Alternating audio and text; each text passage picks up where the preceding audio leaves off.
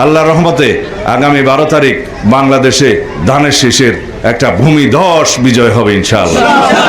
জনগণের ব্যাপক সমর্থনের মধ্য দিয়ে, জাতীয় ঐক্য সৃষ্টির মধ্য দিয়ে বাংলাদেশ জাতীয়তাবাদী দল বিএনপি এমন একটি সরকার ব্যবস্থা পরিচালনা করবে যে সরকারের মালিক হবে সকল জনগণ।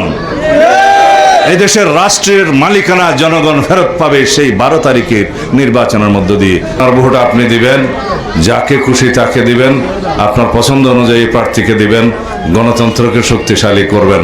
বাংলাদেশে যাতে আমাদেরকে কোনোদিন এই কথা শুনতে না হয় যে সুমনের মা জানলা খুলে সারা রাত অপেক্ষা করছে তার সন্তান কবে ফিরবে।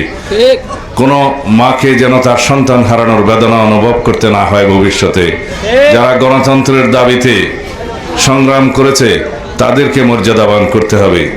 যারা ছাত্র গণ অভ্যুত্থানে 2 চোখের আলো হারিয়েছে, 1 চোখের আলো হারিয়েছে, তার সন্তানদের চোখের মধ্য দিয়ে যেন সেই অন্ধ মানুষ দেখতে পারে যে ভবিষ্যতের গণতন্ত্র শক্তিশালী হয়েছে। যারা দেশের মানুষের জন্য আমরা কি পরিকল্পনা করছি, আমাদের কি প্ল্যান আছে, সেটা আমাদের জানানো উচিত।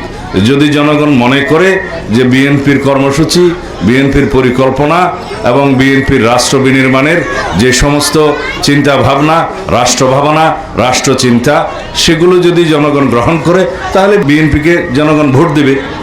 এটাই হওয়া উচিত। যদি অন্য কোনো দলের কোনো পরিকল্পনা থাকে দেশবাসীর জন্য, তারা সেটা প্রকাশ করবে।